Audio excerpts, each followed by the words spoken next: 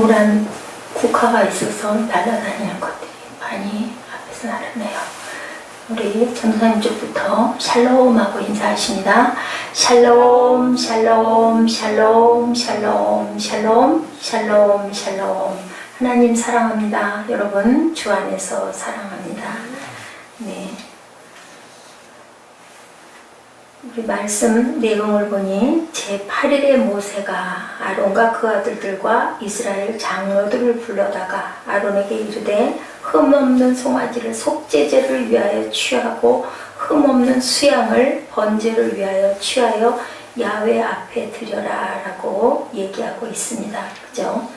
레위기 9장은 제사장의 사역이 어떻게 시작되었는가를 보여주고 있죠. 8장에서는 뭐 했어요? 제사장의 취임식, 위임식이 있었고 이제는 본격적인 사역에 들어가는데 취임식이 며칠 동안 계속됐어요. 일주일 동안 계속돼요. 그죠? 축제를 끝내면 사역이 이제 시작이 되는 거예요.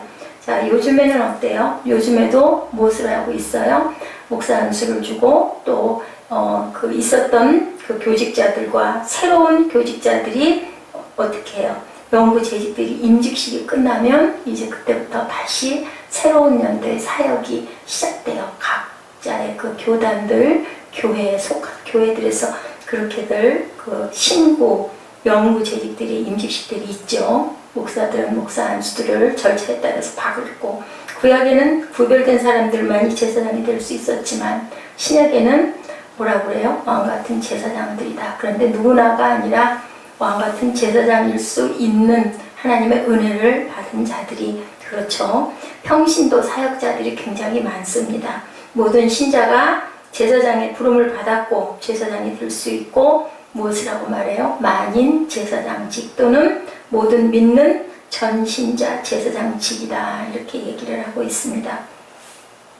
다 제사장이 되지만 제사장 다울 때 목사도 마찬가지고 그죠? 기름 부음을 받았다 하더라도 온전하게 하나님 보시기에 하나님께 합당한 기쁜 그러한 목사가 돼야 되고 그런 종이 돼야 되고 또한 성도가 돼야 되고 그랬을 때 그 축복이 축복으로 이루어짐을 믿습니다. 신약 성경의 교리 가운데 가장 중요한 부분이 무엇일까요? 우리 항상 구원받으면 그 다음에 뭐가 돼야 된다고 하죠? 성숙해져야 된다고 그래요. 자라가야 된다고 합니다. 에베소서 4장 10절에 성도를 온전하게 하여 무엇을 봉사 일을 하게 하며 그리스도의 몸을 세우게 하십니다 라고 얘기한 것처럼 우리는 일단 구원 받았어요. 이제는 하나님 품 안에 들어왔고 새 생명을 받았으면 아주 갓난아기들이죠. 저지로 자라는 갓난아기가 이제는 기기도 해야 되고 걷기도 해야 되고 그리고 나만 유치원 다닐 때 어때요? 막 내 거 다 갖고 싶고 이쁜 거 다 갖고 싶고 하다가 이제는 조금씩 커지면 친구에게 뭘 나눠줄 줄도 알고 돕고 싶어서 도와줄 줄도 알고 이렇게 조금씩 걷고 뛰고 할 수 있도록 믿음이 성숙해져야 된다. 에베소서 4장 15절에 보니까 오직 사랑 안에서 무엇을 참된 것을 범사에 어디까지 그에게까지 주님에게까지 자랄지며 그는 머리니 곧 그리스도라.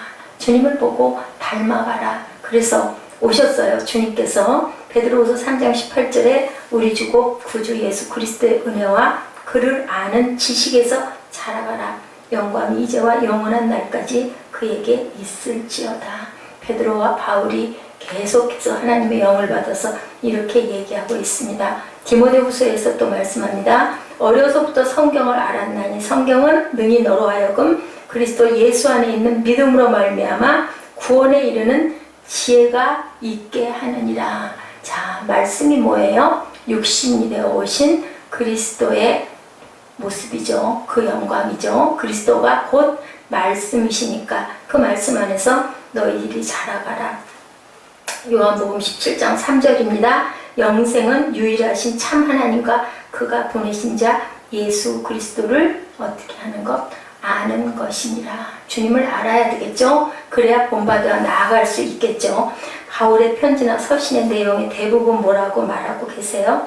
자, 너희 안에 은혜와 평강이 있을지어다. 그게 뭐 같으세요? 그게 축복이에요. 바로 여러분들 서로에게 네, 평안하십시오. 평안하십니까? 주님의 복이 임하십니다. 라고 인사하시면 그게 바로 축복이시죠. 초등학생이 되면 이웃들을 향한 관심과 돌아봄을 생각하는 것이 어떻게 돼요? 조금 자라나게 되죠. 이제 초등학문에서 우리가 조금씩 자라갑니다. 신약성경의 가장 중요한 교리적 강조점은 이렇게 성숙이라고 계속 이야기하고 있죠. 에베소서 4장 11절에 그가 어떤 사람은 사도로, 어떤 사람은 뭘로? 선지자로, 어떤 사람은 복음 전하는 자로, 어떤 사람은 목사와 교사로 삼으셨으니 하고 얘기하고 있어요. 이렇게 성숙해 가는데 각자에게 주신 달란트대로 우리들은 자라가야 된다. 자, 레위기 9장 8절입니다. 이에 아론이 단에 나아가 자기를 위한 속죄제 송아지를 잡음에 어떻게 나의 문제부터 아론 제사장 자신도 부족하니까 목사 이한나도 부족하니까 먼저 속죄해야 되겠죠. 회개해야 되겠죠. 그게 먼저예요. 첫째로 그렇게 합니다.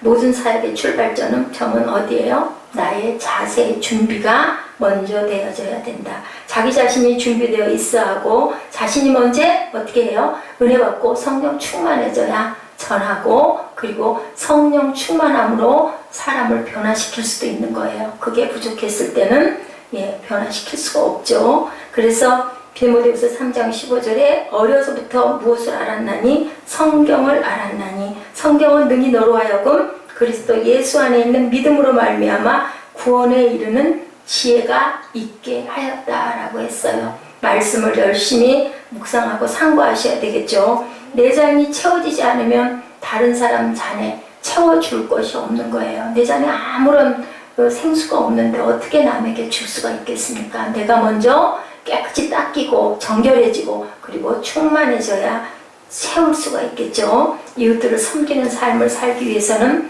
내가 먼저 은혜를 받아야 된다는 거죠.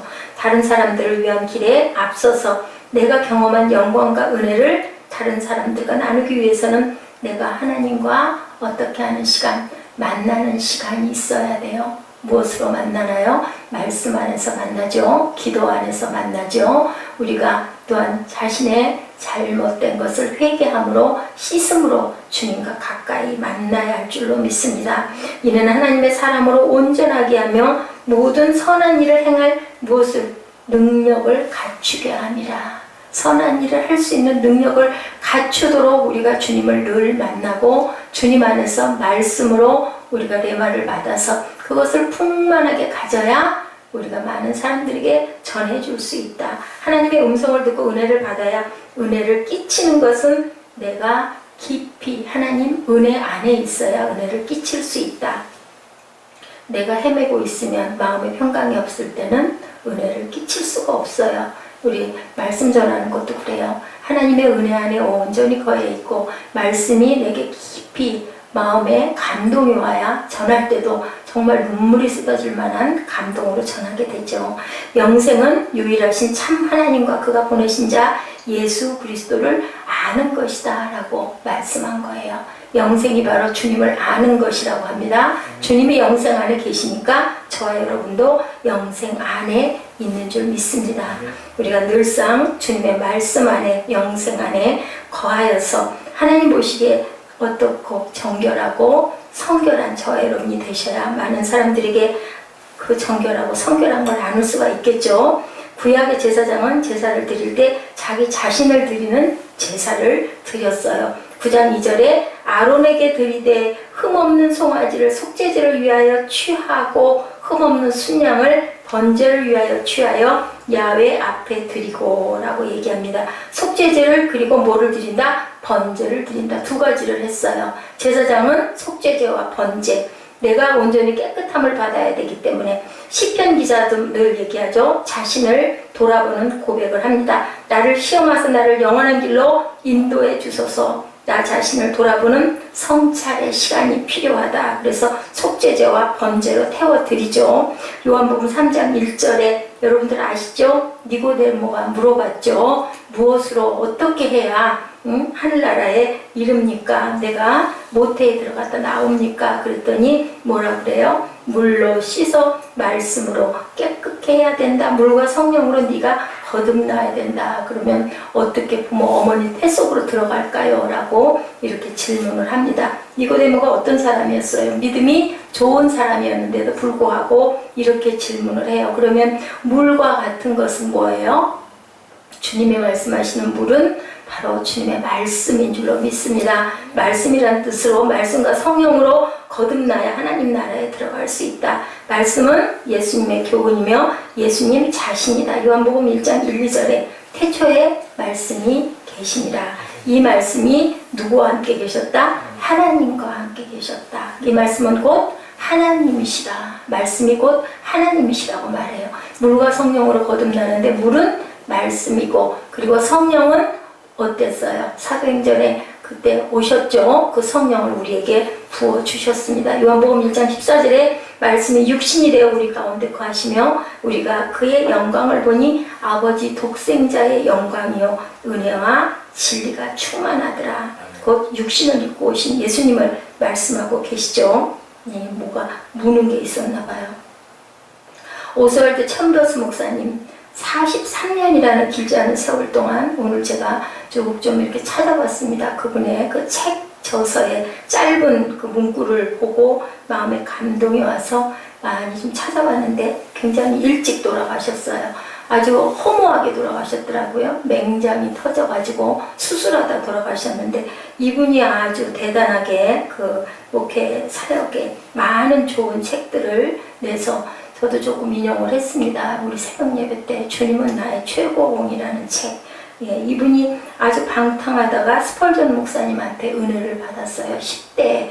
그래가지고 그 에든버러 대학에서 1874년에 나서 1917년에 맹장 파열로 돌아갔는데요. 네, 에든버러에서 예술과 고고학을 전공을 하고 그리고 은혜를 받아서 신학을 했어요. 그래서 주님께 나의 최상의 주님께 나의 최선을 드리리라. 온전히 그분을 위해 살겠다라는 그 말씀으로 벌써 돌아가신 지가 얼마예요? 1917년이니까 지금 13년인가요? 그럼 100년 정도가 됐는데, 그런데 지금 우리나라의 많은 목회자들이 이분이 쓴 주님은 나의 최고봉, 또 뭐 창세기도 나와 있고 많은 그 큐티 묵상집들이 많이 나와 있더라고요. 근데 그런 부분에서 아주 그 굉장한 그 찬사를 많이 받고 있습니다. 주님은 나의 최고봉, 도움의 장소, 그 기도 등을 읽으면서 예, 그런 마음들이 있어요. 믿음의 사람, 정말 그가 온전한 하나님의 믿음의 사람이다. 이 믿음을 삶으로 이어가는 믿음, 이 믿음이야말로 순종이다라고 얘기하고 있어요. 믿음을 삶으로 이어가는 그 믿음이 바로 순종이다. 순종이 제사보다 낫고 수양의 기름보다 낫다. 제가 레위기를 보다 보니까 기름이 굉장히 중요했고 수양이 번제 드릴 때 꼭 필요했기 때문에, 근데 그거보다도 뭐가 순종이 더 낫다라고 했으니, 그죠? 제단을 드리는 것보다 순종함 자체가 더 낫다라는 거예요. 하나님이 무엇을 원하시는지는 우리의 마음이 보게 될 때 우리의 몸은 그 목표를 향해 기꺼이 헌신되어 쓰임 받아야 한다. 오스왈드 챔버스 목사님의 말씀이에요. 하나님이 무엇을 원하시는지 우리의 마음이 보게 될 때 우리의 몸은 그 목표를 향해 기꺼이 헌신되어 쓰임이 받아야 된다라고 얘기하십니다. 주님 앞에 우리의 삶은 헌신이라는 표현이 말이 되지 않을 수도 있어요. 왜냐하면 당연히 헌신해야 되는 거기 때문에. 하나님이 우리를 어떻게 대접해 주셨어요? 여러분들 아세요? 우리 음식 먹을 때 밥 위에다 뭐를 친절하게 놔주는 거 참 고마워요. 근데 계속 그러다 보면 어떤 마음이 생겨요? 아이고 내가 먹고 싶은데 이럴 수 있잖아요. 이렇게 하나님은 그냥 너 이렇게 해 탁 만들어 놓고 그냥 그대로만 할 수 있게 만들 수도 있었어요. 복종만 할 수 있게. 근데 우리 마음 안에 뭐를 주셨어요? 자의식을 주셨죠. 자기가 선택할 수 있는 선택권을 주셨어요. 그러면서 마음 아파하셔요. 왜? 우상을 섬기고 하나님을 온전하게 섬기지 않다 보니까. 그래서 마음 아파하시면서도 우리에게 너희가 자신이 스스로 선택해라. 선택의 의지를 주신 거예요. 그렇기 때문에 우리는 하나님께 영광을 돌려야 되고 순종해야 되고 당연한 거예요. 당연하게 헌신을 해야 되는 거예요. 그런데도 주님께서는 우리가 그렇게 헌신하고 하나님께 영광 돌릴 때 무엇 하셔요? 너무너무 기뻐하시죠? 그거 보기 위해서 우리를 만드셨대요. 찬양도 우리가 어떻게 드려야 될까요? 우리 찬양과 경배 드리고 임예를 위한 찬양을 하고 하는데 그게 그냥 공연극 같은 모습이 되어서는 안 된다라는 거죠. 무엇을 해야 되나? 온전하게 나를 헌신으로 드려서 주님을 송축하는 마음, 예배의 은혜를 끼칠 수 있는 그러한 찬양, 내 마음으로, 내 몸으로 하나님께 기도하는 그런 찬양이 되어야 한다는 거죠. 우리 모두 귀한 사역의 열매가 나타나도록 우리 자신들을 깊이 돌아보는 시간, 레위기를 통하여서 우리의 모든 헌신들이 그 레위기 때 구약에 아주 제사요법이 엄청 복잡하지 않습니까? 우리 오늘 레위기 읽어본 그 요절들이 몇 절까지 있어요? 24절까지 있어요. 그리고 백성들이 드리는 제사는 4가지의 제사를 얘기하고 있죠. 우리 제사장들은 뭐와? 번제와 속죄제를 드렸고, 그리고 백성들은 속건제만 뺀 나머지 4가지를 제사를 다 드렸어요.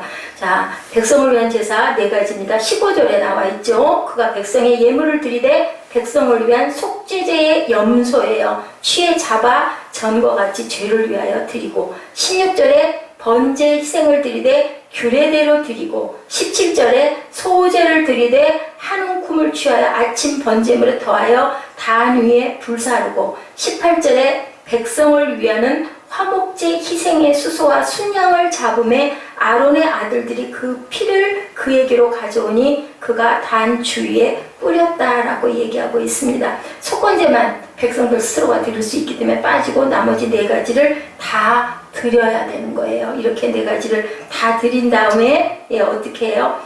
자신을 위한 점검, 그 다음에는 제사의 정신이 중보기도 속에 다 녹아있죠. 제사의 정신 자체를 여기에 다 집어넣어서 정결하게 번제를 연락받게, 소제는 감사와 헌신으로 올바른 하나님의 관계 속에 있도록 이렇게 절차를 잡아가지고 열심히 제단에 피를 뿌리고 바르고 태워 올리고 껍질과 속에 있는 모든 것들을 또 다 태워서 성문 밖에 내버리고, 화목제는 백성들을 위한 사역 가운데 굉장한 중요한 원칙이다라고 얘기합니다. 9장 7절에 아론에게 드리되 너는 단에 나아가 내 속죄제와 내 번제를 드려서 너를 위하여 백성을 위하여 속하고 백성의 예물을 드려서 그들을 위하여 속죄하되 무릇 못대로 해라, 여호와의 명령대로 해라 라고 얘기하고 있어요. 여호와의, 우리 마음대로 할 게 아니라. 그래서 어땠어요?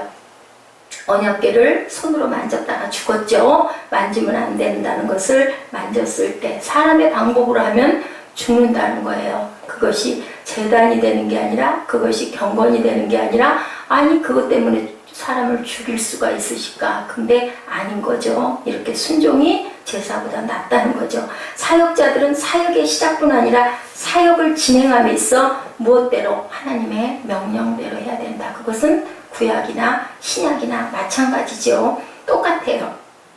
하나님의 명령과 말씀대로 하지 않고 내 마음대로 내 고집대로 하면 하나님이 기뻐하시지를 않고 오히려 하나님께 징계를 받을 수가 있는 거죠. 하나님의 명령과 말씀대로 해야 한다고 말씀합니다. 하나님의 명령에 순종하기 위해서 공동체의 위계에 또한 순종해야 되죠. 아론이 어땠어요? 제사장이 됐지만 모세의 명령에 순종하는 모습이 본문에 그대로 나타나 있습니다. 자, 21절에 보니 가슴들과 우편 뒷다리를 그가 여호와 앞에 요제로 흔드니, 요제는 흔들어 드리는 거예요. 모세의 명한 것 같았더라. 모세가 이렇게 해라 했을 때 그대로 하죠. 모세는 누구에게 받아서? 하나님이 그렇게 말씀하신 것을 그대로 전했어요.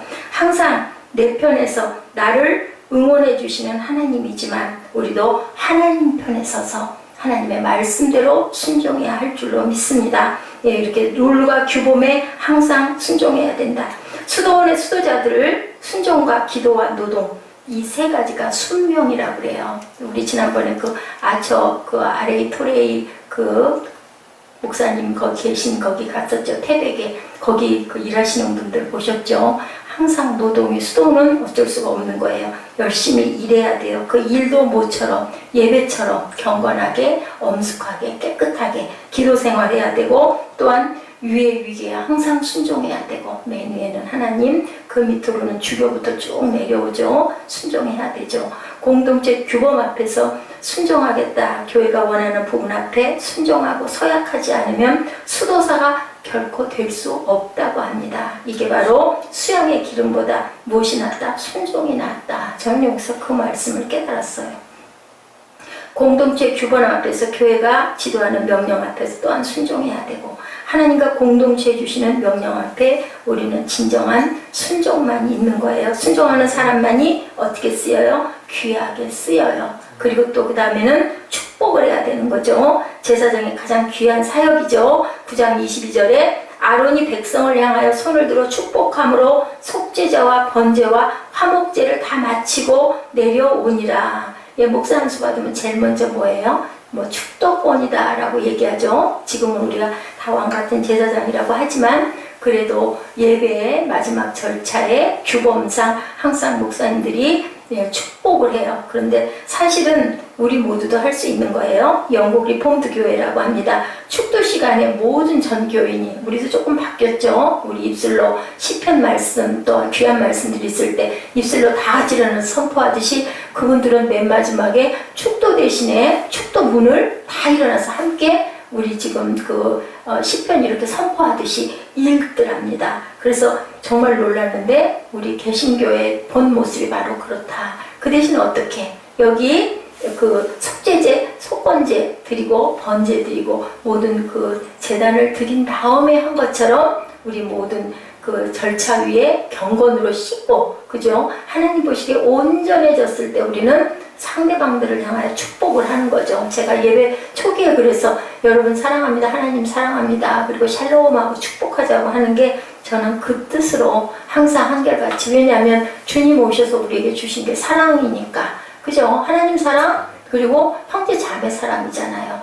뭐 상대방이 좀 마땅치 않아 쳐다보고 싶지 않아도 그때 축복할 때만 하나님의 명령이니까 온전한 마음으로 축복해주면서 또 마음이 좀 누그러지고 녹아지기도 하니까 제가 그래서 늘 눈을 보시자고 자꾸 얘기를 하죠. 민수기 6장 23절부터 26절까지 말씀들 너무 잘 아시죠? 우리 한번 찾아서 같이 입술로 고백해 보실까요?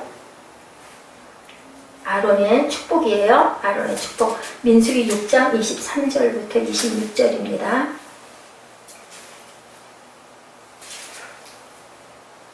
찾으셨습니까? 우리 같이 합독해 보십니다. 아론과 그 아들들에게 구하여 이르기를 너희는 이스라엘 자손을 위하여 이렇게 축복하여 이르되 야훼는 내게 복을 주시고 너를 지키시기를 원하며 여호와는 그 얼굴로 내게 비추사 은혜 베푸시기를 원하며 여호와는 그 얼굴을 내게로 향하여 드사 평강 주시기를 원하노라. 예, 아론의 축복이죠. 여기에 무엇이 가장 눈에 띄세요? 우리 열쇠고리에도 제가 이 민수기 말씀을 넣었었어요. 뭐와 뭐가 띄세요? 은혜와 평강이에요. 바울이 늘 편지에 그렇게 쓰죠. 은혜와 평강이 있기를 원하노라. 바로 이게 축복입니다. 우리가 은혜를 받았으니까, 내가 받았으니까 우리 상대방들에게 축복해 주는 거죠. 우리 기독교는 어때요? 나만 잘 살고 나만 구원받고 나만 잘 먹고가 아니라, 그죠? 항상 함께 작은 누구에게, 막달라 마리아에게 저희 그 새벽에 나눴죠. 네가 가서 내가 살아났다고 가서 얼른 가서 전해라 라고 말씀하시죠. 그런 것처럼 작은 자를 향하여서 크게 파문이 퍼져나가게 소리에 소리가 날 수 있게 난리가 나게끔 그렇게 하는 방법이 주님의 방법이에요. 작은 자를 어떻게 써서, 약한 자를 써서 강하게, 작은 자가 1000명을 이루도록 그렇게 만드시는 주님의 방법입니다. 은혜를 나누고 평강을 나누고 무엇을 나누고 사랑을 나누고 축복을 나누어주는 그런 인생이 되라고, 내가 살다간 인생에 내 빈자리를 보고 자녀들이 뭐라고 했으면 좋을까요? 저는 오늘도 참 이 말씀 때문에 하루 종일 빠져서 묵상을 했는데 참 많은 축복을 주고 가셨어. 그렇게 기억이 나야 되지 않겠어요? 아이고 시원섭섭하다. 그래서는 안 되겠죠. 일본의 잘기가 그 공중에서 잘못돼가지고 타고 있던 모든 전인원이 다 죽어버리는 그런 그 사고가 한 번 났다고 합니다. 그래서 긴급한 상황 속에서 어떤 그 40대 중년이 나중에 그 발견이 되는데, 메모장 하나가 발견이 됐는데 내용이 이랬대요. 나의 사랑나는 아내 귀엽고 당신은 나에게 진정한 축복이었소. 당신 때문에 나는 인생을 살아갈 용기와 힘을 얻었소. 지금 생각해보니 마지막 당신과 같이 밥을 먹은 그 자리에 식탁에서의 당신의 모습이 정말 아름다웠어. 그리고 아들에게도 너를 볼 때마다 나는 내가 자랑스러웠다. 아빠가 없더라도 아빠가 자랑스러운 아들로 살아갈 것을 믿는다. 내 아내여 내 아들아 오 신이여 축복해 주소서 하는 짧은 사연을 그 비행기 동체가 이게 이렇게 썼다라는 게요. 이 믿는 사람인지 아닌지는 모르지만 정말 대단한 거 아닐까요? 우리 그렇게 생겨서 죽는다고 해서 비행기 속이 어떻게 됐을까요? 아수라장이 됐는데 그 속에서 이렇게 짧은 메모를 써서 그 비행기에서 발견이 됐다고 그래요. 그 아내와 아들은 어땠을까 여러분들? 정말 많이 눈물이 났겠지만 마지막 순간까지 우리를 축복해주고 간 아버지 그렇게 남겠죠. 우리가 이런 우리들이 돼야 할 줄로 믿습니다. 여러분들 혹시 겨자씨의 꿈 아세요? 겨자씨 얘기 주님이 말씀하시죠. 왜 겨자씨 얘기를 말씀하셨을까요? 겨자씨는 세상에서 가장 작은 씨인데 그 겨자나무가 어떻다고요? 무성하다면서요. 그래서 사람들을 그늘로 보호해주는 그런 나무. 이게 뭐라고요? 주님의 방법이다. 우리의 성장이 이웃들에게 이런 축복이 돼야 되겠죠. 한 알의 밀알이 땅에 떨어져 썩어져야 많은 열매가 맺는다. 그런데 그 떨어지는 씨는 어떤 씨? 가장 작은 씨. 작은 것에서 시작해서 어떻게 커다랗게 잉크가 물에 떨어지면 어떻게 돼요? 점점 퍼져나가죠. 그런 것처럼 그게 바로 주님의 겨자씨의 꿈입니다. 내가 복음의 생명력으로 성장해서 울창한 나무가 되어서 무엇을 주고 노래를 주고 꿈을 주고 축복을 나누는 그런 인생을 너희는 살아라 라고 주님께서 오늘도 저와 여러분에게 말씀해 주고 계세요. 우리는 어떤 사람이 되라? 복의 근원이 되라. 누구에게? 창세기 12장에서는 아브라함에게 말씀을 하셨죠. 또한 축복을 받아 누리지만 말고 어떻게 해라? 다른 사람에게 나눠주는 통로가 되라. 하나님의 기대가 담겨 있습니다. 네, 하나님께서 우리에게 창세기를 통해서 세상을 주셨어요. 그죠? 그리고 요한복음에서는 우리를 사랑하셔서 예수님을 보내주셨어요. 그죠? 사도행전에서는 누구를? 보혜사 성령님을 우리에게 보내주셨습니다. 디모데후서에서는 성경을 우리에게 주셨어요. 이렇게 하나님께서는 우리에게 끊임없이 필요한 것들을 공급해 주셨고 레위기 제사장들을 통하여서 우리에게 오늘날 무엇을 알려주고 계시나요? 그 구약의 레위기에서 일어났던 많은 경건과 또한 그 여러 가지 규례와 율법들을 통해서 우리에게 거룩과 경건을 그리고 어떻게 했을 때 겸손과 순종과 또한 우리의 속죄를 통하여서 너희는 무엇이 되라? 축복의 통로가 되라 라고 말씀하고 계십니다. 각자의 과정과 연단 가운데 우리 현실이 왜소해도 부끄러워도 절대로 굴하지 말고 하나님의 축복의 통로가 되셔서 승리의 깃발을 흔드시는 저와 여러분 되시기를 주님의 이름으로 축복합니다. 항상 무엇으로? 불로 나타나시는 거 여러분들 아시죠? 아브라함 제단을 불로 태우셨죠. 아브라함이 또한 불로 응답을 받았고 다윗이 화목제를 드렸을 때 그리고 또 누가 있었어요? 가장 창세기 초기에 누구예요? 동생이 형이 동생을 때려 죽인 가인과 아벨 때 아벨의 제단은 불살랐죠. 엘리야의 제단을 불로 응답을 하셨어요. 그죠? 그래가지고 그 많은 그 사람들을 450명, 850명을 기손시내가에 아주 몰살을 시켜버릴 수 있도록 그렇게 하나님께서 응답하실 때는 항상 성령과 불로, 신약에서도 성령과 불로 우리에게 세례를 주실 것이다. 마태복음 3장 11절에도 말씀하고 계세요. 이렇게 성령의 불에 또 불가시 떨기나무 아래서 누구를 모세를 부르실 때도 그렇게 불꽃 같은 눈으로 바라보신 그런 하나님, 우리가 불을 하나님의 성령의 그 우리의 임재를 절대로 잊지 마시고 불로 태워짐을 받는 우리의 죄, 하나님께서 불과 물로 심판을 이제는 마지막 때는 어떻게